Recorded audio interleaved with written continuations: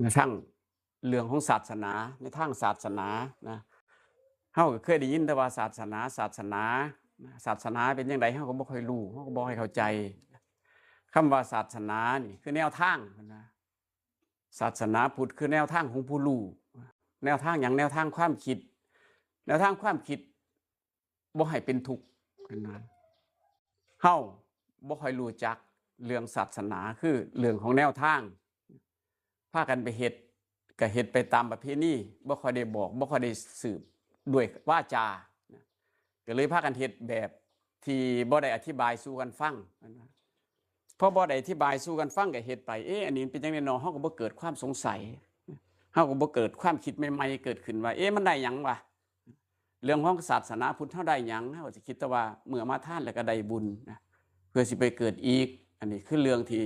เฮาเคยเห็นซื่อๆหรือเคยได้ฟังซ้ำนั้นจริงๆมันเรื่องของแนวทางเพิ่นคือความออกจากทุกข์เป็นจังไห้ท่านพระเพราะว่าเมื่อเฮามีหลายๆเฮาสิห่วงถ้าเฮาบ่ได้ให้คนอื่นไปก็สิยึดอยู่หั่นแหละเฮาก็สิอยากว่าเป็นของเฮาอยู่หั่นแนวทางของพุทธเจ้าเพิ่นที่เฮาเอิ้นว่าพุทธเจ้าพระพุทธเจ้าเนี่ยที่เฮาเอิ้นจังซี่คือว่าภาษาบ้านเฮาเอิ้นว่าเจ้าแห่งผู้รู้เฮาเอิ้นว่าพระพุทธเจ้าเจ้าแห่งผู้รู้หยังแน่เพิ่นว่าบ้านเฮาเอิ้นว่ารู้แนวทางการออกจากทุกข์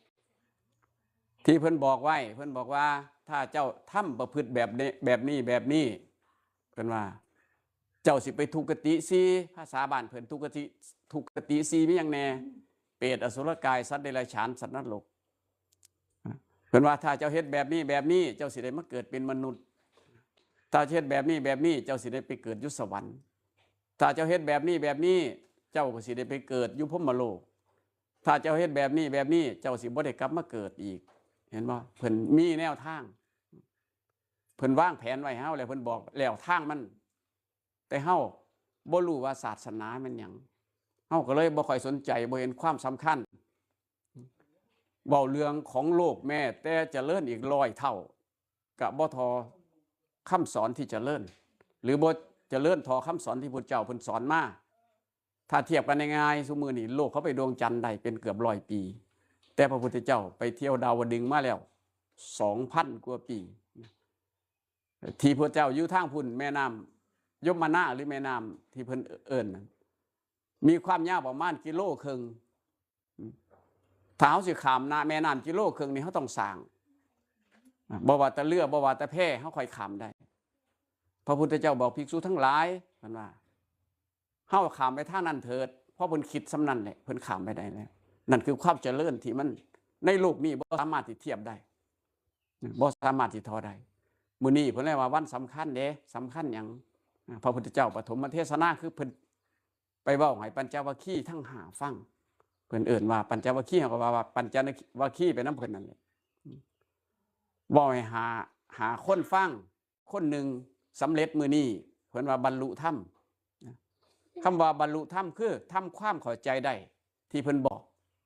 ทำความเข้าใจได้ตามความเป็นจริงแม่นไผโกนท่านยะพอเข้าใจได้มื้อนี้ละเพิ่นว่าตรงกับมื้อนี้เพิ่นเลยเอิ้นเกิดว่าพระพุทธพระธรรมพระสงฆ์เกิดในโลกนี้พร้อม3อย่างเพิ่นเลยเอิ้นว่ารัตนไตรตามหลักความจริงเพิ่นว่าว่าจังซั่นแต่เฮาคำว่าบรรลุธรรมเฮาก็บ่เข้าใจคำว่าบรรลุธรรมคือทำความเข้าใจที่พระพุทธเจ้าหรือที่ความเป็นจริงในโลกนี้เพิ่นเรียกว่าสัจจะคือความจริงในโลกนี้แหละที่เฮาไปยึดบ่ว่าแต่เฮาอยากได้หน้าตายไปแล้วคนนั้นก็สิเอาคนนี้ก็สิเอาถ้าลูกบ่ดีก็บ่อยากให้ตามที่จริงไปแล้วมันว่าให้หรือบ่ให้ก็ตามผู้อยู่ก็สิได้คือเก่าจักไผเป็นไผเกิดมาว่าสิเอาโลกนี้สิเอาโลกนี้สิยึดเอาทรัพย์ในโลกนี้จังซี่บ่มีผู้ใดจักคนพระเจ้าบอกบ่ได้จักคนเพิ่นเลยว่ามีความเห็นผิดเด้เป็นหยังคิดว่าสิได้โลกนี้มันบ่ได้ดอกเป็นจังไดมันจังบ่ได้แม้แต่ร่างกายนี่ก็สิทิ้งไว้ในโลกนี้ความที่เฮาเห็นผิดเฮาคิดว่าเฮาสิได้โลกนี้สิมาครอบครองโลกนี้นั่นเพิ่นว่าความเห็นผิดเฮาบ่รู้ว่าความเห็นผิดเฮาก็เลยเป็นทุกข์เพราะว่าเฮาคิดว่าเฮาสิได้โลกนี้ได้แก้วแหวนเงินทองในโลกนี้ มันเลยเป็นทุกข์มีแต่อยากได้เฮาบ่รู้คำสอนของพระพุทธเจ้าเพิ่นสอนบอกว่าบ่ได้เด้สิ่งของในโลกนี้ก็บ่ได้แต่เฮาก็บ่เข้าใจบ่เคยได้ฟังแต่ว่าทำบุญไว้หลายๆไปเกิดสวรรค์แล้วกลับมาเกิดอีกแต่คำสอนพระพุทธเจ้าเพิ่นบ่ได้สอนให้เกิดอีกเด้เพิ่นว่าผู้ใดมาเกิดอีกผู้นั้นก็สิทุกข์อีกการบ่มาเกิดดีแล้วเพิ่นว่านั่นแหละเพิ่นถึงบอกว่าเฮ็ดเพิ่นถึงวางแนวทางไว้เพิ่นถึงบอกแนวทางมันไว้มันเป็นไปได้เฮาบ่เข้าใจเฮาก็เลยบอกพูดแล้วอายุ60 70 80พอเข้าวัดค่อยเข้าเห็นบ่เฮาสิคิดไปอีกอย่างนึงในครั้งพุทธกาลที่เพิ่นเอิ้นว่าครั้งพุทธกาลคือในยุคของพุทธเจ้านางวิสาขาฟังแล้วเข้าใจได้เพิ่นเรียกว่าบรรลุธรรมคือบรรลุความจริงเข้าใจในความจริงนี่ได้เห็นบ่อายุ7 ปีเองเด้เพราะภาษาเพิ่นเว้ากันมันก็เข้าใจง่ายคือเอามาเว้ามื้อนี้เว้าเป็นภาษาบ้านเฮาเด้บ่ได้เว้าเป็นภาษาของบ้านเพิ่นถ้าเว้าเป็นภาษาบ้านเพิ่นมันอีกอย่างนึงคือย่ามไหพรน่ะเว้าภาษาบ้านเพิ่นเฮาก็บ่ค่อยรู้เรื่องเมื่อเฮาบ่เข้าใจเฮาบ่รู้เรื่องมันก็บ่เป็นประโยชน์เพราะมันบ่มีประโยชน์ที่สิได้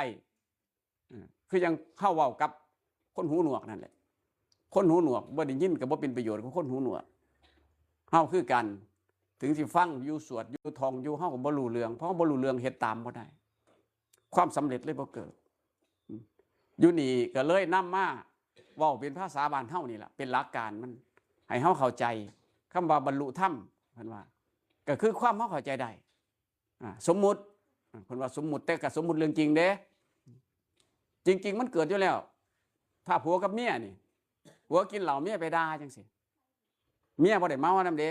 เหล้าผัวกินเหล้าพระเจ้าบอกว่าคนกินเหล้านี่สิไปตกนรกบัดนี้เมียบ่ได้กินเหล้านำเมียก็หาเรื่องไปตกนรกไปด่าผัวจังซี่ไปด่าเขาผู้ผัวกินเหล้าตกนรกข้อที่5ผู้เมียไปด่าตกนรกข้อที่4นั่นเฮาบ่รู้จักเฮาก็พากันเฮ็ดไปการด่าคนอื่นจริงๆมันเท่ากับประจานตัวเองด้วยความชั่วเห็นบ่พอตาด่าเขาได้ก็ดีใจใหญ่ด้วยตัวเองว่าเจ้าของเก่งตามที่จริงมันเก่งความชั่วเก่งความบ่ดีเก่งวาจาบ่ดีเฮาบ่รู้เฮาก็ภูมิใจหลายนั่นเห็นบ่เฮาบ่เคยได้ฟังคำสอนถ้าผู้ใดด่าไปแล้วเขาบ่รับเขาบ่ยอมรับเจ้าของสิได้รับเองสิว่าเขาเป็นหาเป็นผีเจ้าของสิได้นำลงไปหั่นเฮ็ดหยังไว้แน่เฮาสิได้รับส่วนนั้นไปผู้ใดบ่อยากมารับมีอย่างเดียวคือบ่กลับมาอีกผู้ใดบ่กลับมาเกิดอีกบ่มีผู้ใดนำได้เลยบัดไผก็นำบ่ได้พอหยังพอรูปร่างกายก็บ่มีหิวก็หายง่วงนอนร้อนหนาวยังบ่เกิดเห็นบ่นั่นล่ะเพิ่นถึงบอกว่าถ้าเจ้าเข้าใจเฮ็ดจังซี่จังซี่จังซี่เด้อเจ้าสิบ่ได้กลับมาเกิดอีกนะที่เพิ่นบอกแต่เฮาที่เข้าใจผิดกันอยู่นี่คือคิดว่าโลกนี้กูสิได้ขี้ดินนี่กูก็สิได้บ้านนี่กูสิได้แก้วแหวนเงินทองกูก็สิได้แต่เฮาบ่เข้าใจว่าแม้แต่ร่างกายที่เฮาอาศัยว่าเป็นเฮาอยู่นี่ก็ยังทิ้งไว้ในโลกนี้นั่นล่ะเพิ่นเลยว่ามีความเห็นผิดผู้มีความเห็นผิดจังซี่เกิดมาเท่าใดก็สิทุกข์เพราะเหตุมันบ่ได้เพิ่นบอกมันบ่มีแนวใดปานใดก็บ่เชื่อเพราะบ่มีความเข้าใจเห็นบ่เฮาบ่รู้จักแนวทางของเพิ่นเลยเอิ้นว่าศาสนาหยังศาสนาพุทธคำว่าพุทธะนี่ที่เพิ่นเอิ้นพุทธะเพิ่นแปลว่าผู้รู้ผู้ตื่นผู้เบิกบานภาษาบ้านเฮาเด้ที่คำว่าแปลนี่เป็นบ้านเฮาว่าผู้รู้ผู้ตื่นผู้เบิกบานจังได๋รู้ตื่นเบิกบานถ้าเฮาเข้าใจแล้วว่าบ่ได้เด้ส่วนมากเห็นบ่เฮาพอตั้งแต่ได้เงินมาก็ไปฝากไว้ธนาคารก็มานอนยิ้มเห็นบ่ว่าเจ้าของสบายใจแต่เอาไปคนอื่นใส่มันเป็นอยู่สั่นเด้พอตายไปได้ใส่บ่เพราะว่าเอาไปเขาใส่แล้วเจ้าของก็คิดอยู่หั่นแหละยินดีอยู่หั่นแหละว่าเจ้าของมีนั่นแหละคือความที่เฮาบ่ค่อยเข้าใจในเรื่องของมันพระพุทธเจ้าเพิ่นบอกว่าให้ละโลภโกรธหลงเด้อจักบ่โลภอยู่ไสบุหาก็บ่พอโกรธอยู่ไสบุก็หาบ่พอหลงอยู่ไสบุมีแต่สิไปละกิเลสคือเพิ่นบอกว่าให้ละกิเลสแต่เฮาบ่เข้าใจ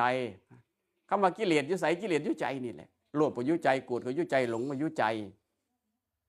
แต่เฮาเข้าใจผิดว่าใจนี่เป็นเจ้าของอีกละบาดนี่สิไปละมันก็บ่ได้เพราะมันเป็นเฮาคำสอนจริงๆเพิ่นว่าให้เบิ่งกิเลสแล้วก็โลภโกรธหลงให้ละนั่นละหยังละใจ ใจบ่แม่นเฮาเด้ถ้าเฮาเข้าใจคำสอนพุทธเจ้าใจนั่นมีโลภโกรธหลงเด้ถ้าโลภโกรธหลงนั่นเพิ่นเอิ้นกิเลสทันทีนะนั่นแหละเพิ่นถึงให้ศึกษาค้นคว้าว่าเฮ็ดจังได๋นอสิลาได้ถ้าไปเสืออยู่จังซั่นเฮาก็สิอยู่จังซั่นติดอยู่ซั่นแหละเพิ่นบอกให้ละเฮาก็ไปยึดเพิ่นบอกให้ทิ้งเฮาก็จับไว้เห็นบ่ความบ่เข้าใจนั่นว่านั่นเพิ่นเอิ้นว่าความเห็นผิดถ้าได้ฟังคำสอนทำความเข้าใจได้คือจังที่เฮามารับศีลกันนั่นแหละมุสาวาทาเวรมณีภาษาเพิ่นบอกว่าการที่พูดเท็จคือขี้ตัวนี่พูดจอดเสียดเว้าให้คนผิดกันพูดคำหยาบเฮาก็พอรู้พูดเพื่อเจอถามแนวนึงตอบไปแนวนึงบ่เอาใจใส่บ่รู้เรื่องเห็นบ่แม้แต่ขอนี้ขอเดียวบอกผู้บางคนบอกโอ้ยมันยากนี่อาจารย์บ่ได้ว่าบ่แม่นเด้ครับมันยากแท้ๆที่ว่าจานี่เพิ่นว่ามันสิยากหยังความจริงมันบ่ยากเด้ถ้าเฮารู้ว่าคนผิดปกติเด้ที่ไปด่าคนอื่นเจ้าของเป็นบ้าเด้เฮาก็บ่ฮู้จักบ่ว่าเจ้าของเป็นบ้าบ่เห็นว่าเจ้าของเป็นทุกข์อันแรกมันบีบคั้นเห็นบ่พอตั้งแต่คนอื่นด่าเฮาอึดอัดใจหายโมโหนี่เพิ่นว่ามันเบียดเบียนตนเองก่อนมันทนบ่ไหวเด้ถ้าบ่ไปตีก็ไปด่าเห็นบ่นั่นเฮาอยู่ดีๆแต่ที่แรกนี่บ่ทันได้ยินนี่มันบ่เป็นเด้เพราะตั้งแต่ได้ยินเกิดอาการเนี่ยหรือเลี้ยวเห็นก็เกิดอาการเนี่ยนั่นเฮาเบิ่งบ่เป็นพระพุทธเจ้าเพิ่นเรียกว่าให้รักษาศีลคือความเป็นปกติน่ะถ้าเจ้าอยู่ปกติเจ้าสบายบ่สบายบ่ได้ไปเดือดร้อนกับไผบ่ได้ไปด่าไผบ่ได้ไปคิดยากนำไผนั่นเพิ่นว่าความสบายนั่นเพิ่นว่าพุทธเจ้าเพิ่นว่าให้เธอรักษาความสบายของเธอไว้ให้ดีเด้อเห็นบ่พอเฮารักษาบ่ได้เฮาบ่รู้จักเฮาก็เลยบ่รู้จักรักษาถ้าเฮารู้จักรักษามันเป็นอะไรมันเกิดขึ้นตอนใดตอนหูได้ยินพอหูได้ยินเกิดความใจหายโมโหสูญขึ้นมาเห็นบ่มันเพิ่งเกิดตอนที่ได้ยินนี่แหละหรือตอนได้เห็นนี่แหละเฮาไปเสียว่าความโกรธนั่นเป็นเจ้าของอีกตามที่จริงมันเพิ่งเกิดขึ้นพอได้ยินเองถ้าไปสังเกตเบิ่งว่ามันแมนบ่แมนเฮาลองไปเบิ่งคนหูหนวกเบิ่งเขาด่ามันมันเครียดบ่น่ะมันบ่เกิดเห็นบ่ถ้าเฮาเบิ่งเป็นอ๋อเขาด่ามานี่มันเพิ่งเกิดเมื่อกี้นี้เกิดเมื่อหูได้ยินนี่สูญใจหายโมโหอึดอัดเฮาไปเสียว่าตัวนี้แหละเกิดขึ้นเมื่อกี้เป็นกูอีกแล้วเห็นว่าความเข้าใจผิดเฮาบ่รู้คำสอนเฮาเลยเข้าใจผิดว่ามันแม่นกูนี่ล่ะเขาด่ามากกูว่ากูหมากูมั่นใจว่ากูเป็นหมาศูนย์บักใหญ่อีกเห็นบ่เฮาบ่ได้เคยคิดเลยว่าเฮ้ยมันด่ามานี่มันถือว่ากูเป็นหมาเพราะว่ากูก็บ่ได้เป็นไอ้นี่มันตาดีหรือบ่ดีวะ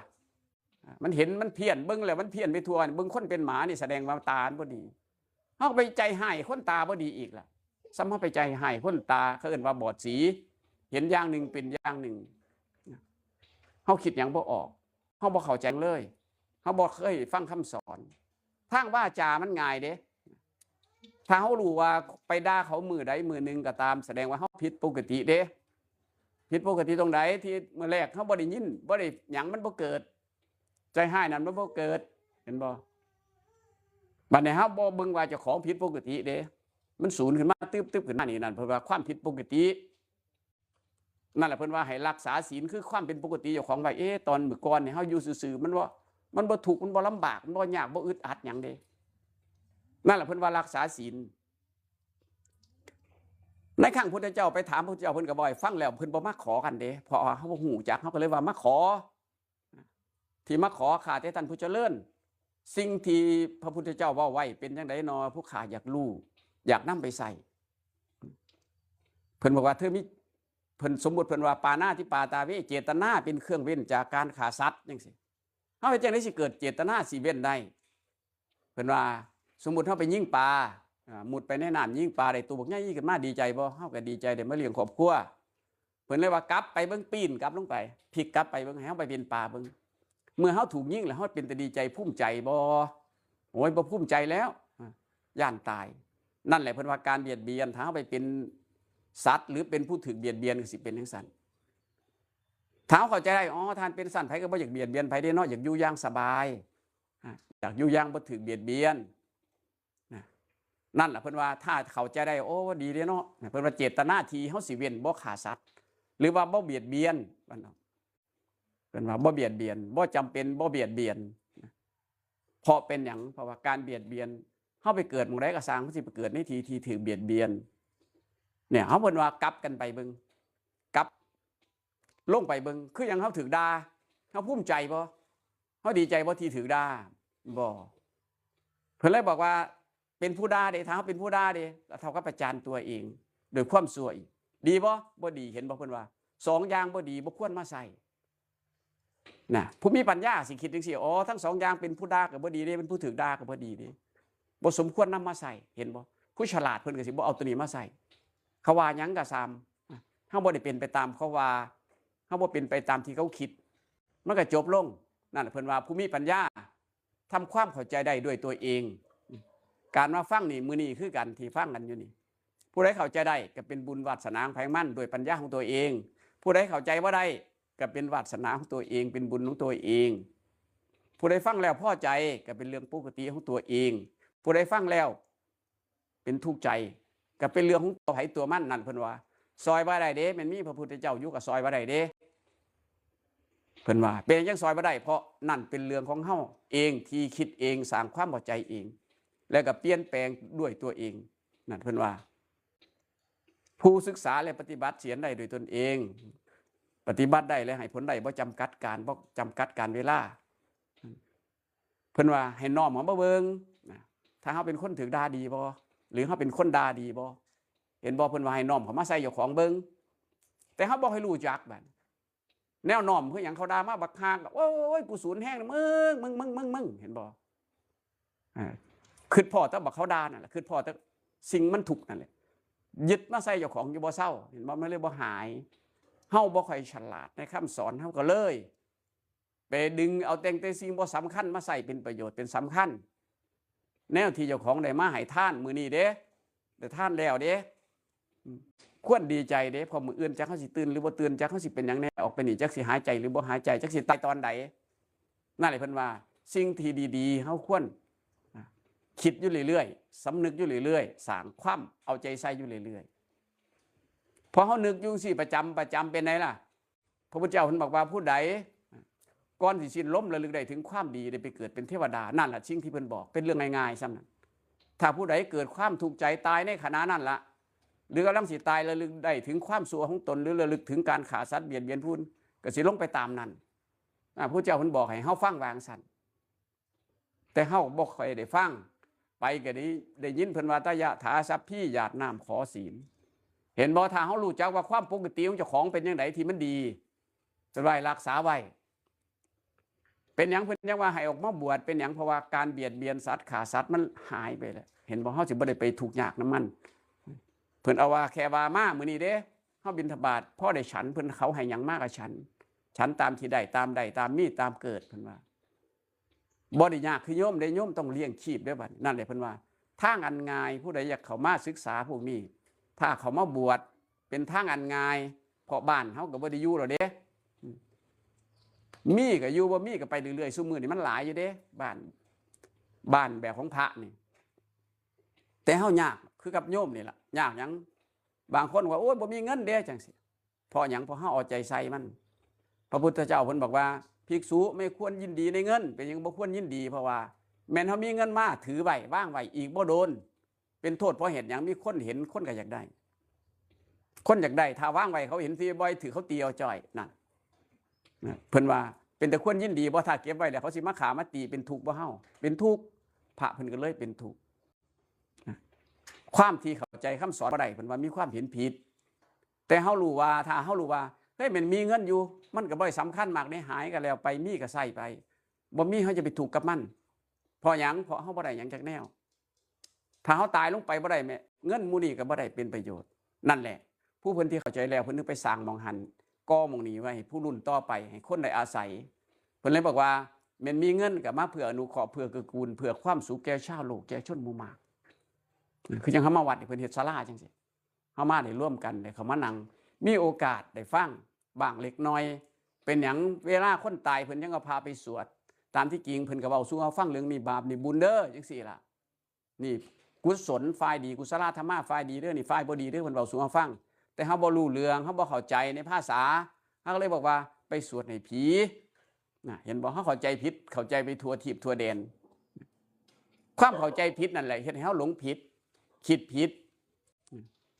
จังขอหนึ่งเขากลับไปเป็นปลาเขาสิเกิดว่าถ่ายมันเขาถึงยิ่งเขาบ่ควรดีใจเลยเห็นบอกเขามันบ่ดีใจเลยข้อสองเด้ถ้าเขาไปหาหลักทรัพย์คนอื่นเขาเป็นผู้ถูกลักเป็นยังไงเป็นแต่ดีใจบ่ได้อย่างมาจีที่เขาหักเขาอยากได้ไว้โดนๆแน่ถือเอาไปดีบ่เบิ่งไปเลยเขาเบิ่งตามนั่นแหละข้อสามลูกเมียเขาเป็นจังไดลูกเมียเขาขันเป็นคนดีเขาเป็นคนบ่ดีมันสมควรบ่เขาลองถามเบิ่งเขาได้เมียเขาอยากได้เมียดีหรือเมียบ่ดีนะถ้าก็คิดหาได้เขาคนคว้ากลับลงไปเบิ่งซ้ำนี่แหละมันเป็นต้นเหตุของมันง่ายๆเพิ่นเลยว่าให้รักษาความปกติของเจ้าของในศีลแปลว่าปกติเด้ปกติยังปกติที่เขาอยู่อย่างสบายเห็นบ่ตอนเนี้ยบ่มีคนด่าบ่มีคนว่ากูก็อยู่ซื่อๆนี่เพิ่นว่ามันสบายแล้วเด้พอมีคนมาด่าเข้าหูปุ๊บส่งลงไปใจปั๊บศูนย์ขึ้นมาแล้วเห็นบ่เพิ่นว่านี่แหละทุกข์มันเบียดเบียนตนเองก่อนเด้พอเบียดเบียนตนเองบาดนี่มันทนบ่ไหวบางทีมันออกปากไปด่าคนอื่นเห็นบ่บีบคั้นจนออกปากเอาอีกได้บาดนี่บ่ออกปากก็ซ้ำไปตีเขาได้เบียนมันก็ออกทางวาจาอีกเห็นบ่เพิ่นเรียกว่าศีลจำไว้ศีลนี่คำว่าศีลปกตินี่เพิ่นบ่เฮ็ดหยังมันเด้บ่เฮาไปเฮ็ดได้ศีลคำว่าศีลเพิ่นบ่เฮ็ดหยังเฮาจำไว้อย่างง่ายๆบ่ต้องมาขอจากพระเด้แต่ว่าที่เพิ่นมานี่เพิ่นมาฟังเพื่อเอาความรู้นี่ไปใช้เพิ่นถึงบอกว่าให้เธอพยายามเด้อรักษาความปกติของเจ้าของเองคือยังผู้ใดสิอยากมารักษาศีลว่ามื้อนี้อยากได้ศีล8ได้สิถ้ามาว่าโอ้มื้อนี้เด้ข้าพเจ้าสิบ่ฆ่าสัตว์ลักทรัพย์ประพฤติผิดในกามดื่มสุราเมลัยพูดเท็จพูดส่อเสียดพูดคำหยาบพูดเพ้อเจ้อแม่นบ่ล่ะเฮาว่าไปสิว่าข้อที่6ก็บอกว่าข้าพเจ้าเลยเที่ยงสิบ่กินเด้นี่เฮาสิต้องตั้งเอาเองคำว่าคิดเอาเองตั้งเอาเองที่เพิ่นเว้าสู่ฟังเพิ่นว่าสมาทานเห็นบ่โอ้สิเอามือนึงล่ะผู้ฆ่าสิเอามือนึงเฮาตั้งขึ้นมาแล้วเฮาเฮ็ดได้บ่เธออยู่ตรงนั้นถ้าเฮ็ดได้ก็แสดงว่าถ้าเฮ็ดได้มือนึงขึ้นนึงก็สำเร็จเห็นบ่เฮาสิเอามือนึงขึ้นนึงเฮาสิเอา3ชั่วโมงก็สำเร็จนั่นเพิ่นว่าสมาธิสื่อว่าความตั้งมั่นเกิดขึ้นรักษาเองเด้มหาพระเพิ่นก็พาเว้าสู่ฟังแต่เฮาบ่รู้เฮาเลยไปเด้ต้องขอเท่านั้นขอเท่านี้เฮาบ่รู้จักพอบ่รู้จักเฮาก็เลยบ่รู้วิธีแม้แต่สิรักษานั่นล่ะการรักษาศีลคือรักษาปกติของตนเองเพิ่นว่าฆ่าสัตว์ลักทรัพย์ประพฤติผิดในกามดื่มสุราเมลัยพูดเท็จพูดส่อเสียดพูดคำหยาบพูดเพ้อเจ้อ4อย่างในทางกายเพิ่นว่าฆ่าสัตว์ลักทรัพย์ประพฤติผิดในกามดื่มสุราเมลัยทางกาย4อย่างทางวาจากับพูดเท็จพูดส่อเสียดพูดคำหยาบพูดเพ้อเจ้อ4อย่างเพื่อนศีลรักษาตะกายกับวาจาเท่านั้นข้าวนี่เขาสิมันคงไปคือหยังเพิ่นว่าสมาธิสื่อว่าความตั้งมั่นมันรักษาใจได้บัดมันอยู่ลู่เข้าไปที่ใจได้บัดเพิ่นบอกให้เฮ็ดจังซี่เด้อเฮาก็ระลึกได้เห็นว่าพอเฮาระลึกได้เฮาก็ระงับลงกายกับวาจานี่เป็นเรื่องเล็กน้อยนะเป็นของหยาบเป็นของเล็กน้อยนี่ถ้าเฮาทำความเข้าใจตรงนี้ไปหม่องใดก็สามารถเฮ็ดได้นี่คือยังเฮามานี่สมมุติการในท่านมื้อนี้เด้เพราะถ้าหลุดมือมาเพิ่นว่าท่านสำเร็จขณะนั้นเพิ่นว่าในขณะนั้นบุญเกิดขึ้นในขณะนั้นเลยภายใน3 วินาทีบ่เกิน5 วินาทีถ้าเฮาบ่ระลึกให้ไผบุญนั้นไปถ่าเฮาสวรรค์เลยบุญบ่นไปน้ำน้ำไปหาอยู่น้ำต้นไม้เด้บ่นไปหดไว้ต้นไม้นี่ไปตัดเอางามันเด้เฮาบ่รู้มื้อนี้สิเว้าสู่ฟังหน่อยนึงเรื่องยะถาเฮาฟังเบิ่งว่าเพิ่นบอกหยาดน้ำบ่เพิ่นได้ว่าให้ไปหยาดน้ำเด้อโยมบ่ตอนนี้เทน้ำเด้อเพิ่นสิว่าบ่มื้อนี้สิเว้าให้ฟังว่าเมื่อแปลออกมาแล้วอธิบายให้ฟังเหมือนแปลแล้วก่อนเพิ่นว่าพอเพิ่นยะถาเนี่ยว่าห่วงน้ำที่เต็มย่อมยังสมุทรสาครให้บริบูรณ์ได้ฉันใด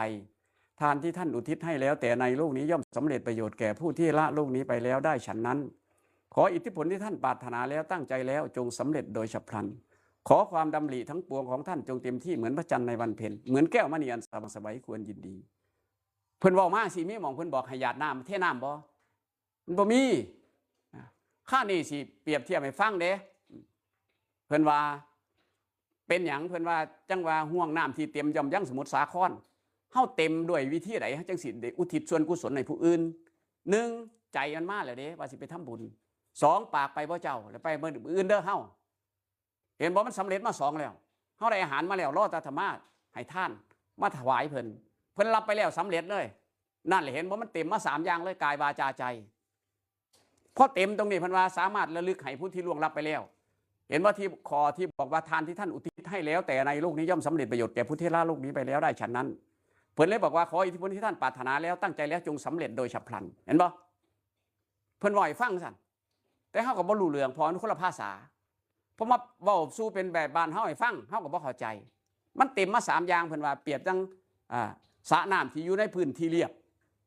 มีคู่สระน้ำสูงขึ้นมาเพิ่นเลยบอกว่าเปิดไปทางใดได้บ่นี่ขุดไปเว้นตกเว้นออกทิศเหนือทิศใต้ได้บ่ถ้าน้ำมันเต็มสายอยู่นี่ได้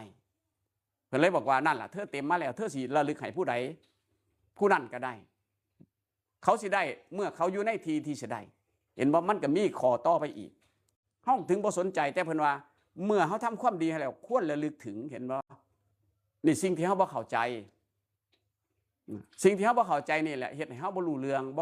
บ่รู้ความหมายบ่เข้าใจภาษาอธิบายสู่กันฟังบ่ได้มันก็เลยพากันเฮ็ดไปตามที่เคยเห็นเคยได้ยินเคยได้ฟังแต่บ่เข้าใจมานี่เห็นเพิ่นให้ทานที่พุ่นเนาะยินดีนำเพิ่นพนมมือขึ้นเด้เพิ่นว่านอบน้อมโดยกายวาจาใจผู้ใดนอบน้อมด้วยกายวาจาใจผู้นั้นไปเกิดกับไปเกิดในที่มีคนนอบน้อมเห็นบ่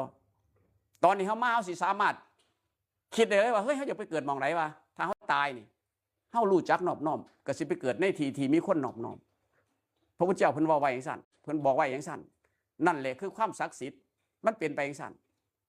ก็อยู่ที่ไผสิเชื่อบ่เชื่อมันก็บ่เป็นหยังการมาบอกสู่ฟังคือพระพุทธเจ้าเพิ่นนั่นแหละเพิ่นมาบอกสู่เฮาฟังเฮาสิเชื่อก็ได้บ่เชื่อก็ได้เพราะมันเป็นสิทธิส่วนบุคคลผู้ใดมีปัญญามากเข้าใจแล้วก็ละความเห็นผิดนั้นได้ผู้มีปัญญาพอปานกลางก็ที่ทักที่เทียไปก่อนถือบ้างผิดบ้างถือบ้างผิดบ้างผู้มีปัญญาหน่อยก็สิโด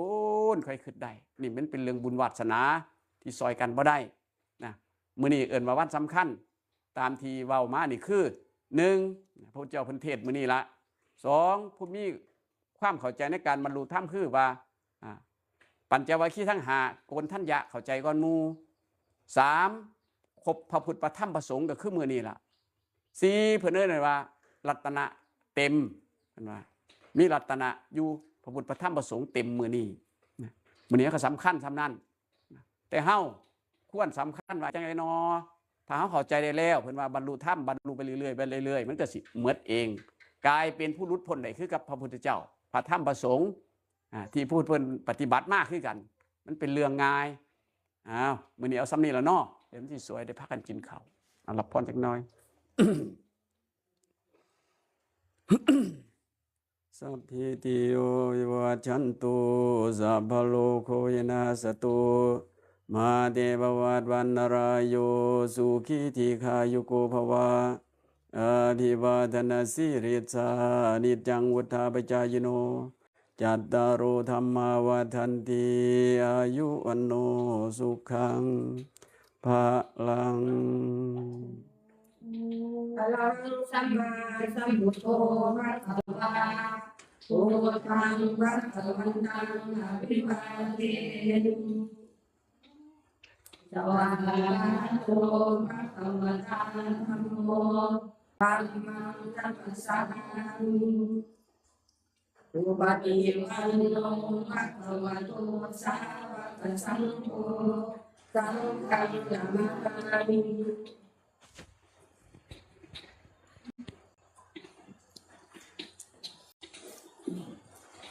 กินข้าวแบบนี้บริการอยู่ของเอง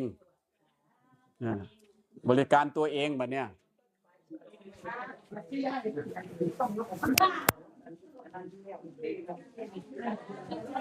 ผู้ใดกินยังก้อนเลือกเอาเองเนี่ยบัดนี้ผู้ใดกินอันใดก้อนเลือกเอาเอง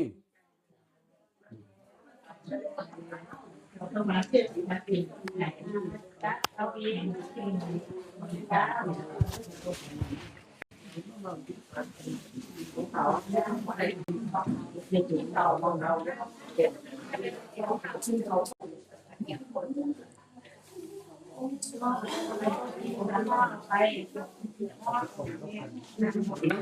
ำกันมันเด้ออย่าเพิ่งไปเด้อ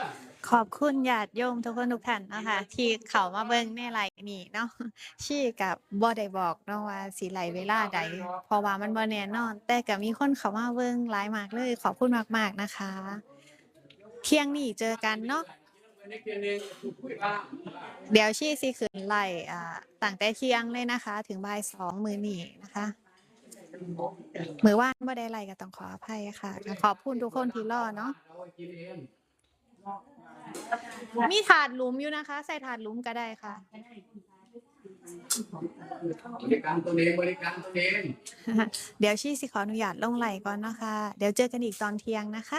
อนุโมทนาสาธุบุญกับญาติโยมทุกคนทุกท่านพาเติงไปใส่ พอดีว่ามีวัดป่าเนาะวัดป่าอยู่บ้านโพศิลาค่ะ เพิ่นสิรับกฐิน เพิ่นก็เลยมานิมนต์นะคะพระเพิ่นบ่ครบเนาะเพิ่นเลยมานิมนต์พาเติงไปพาเติงก็ปฏิเสธอยู่ดอกแต่ว่า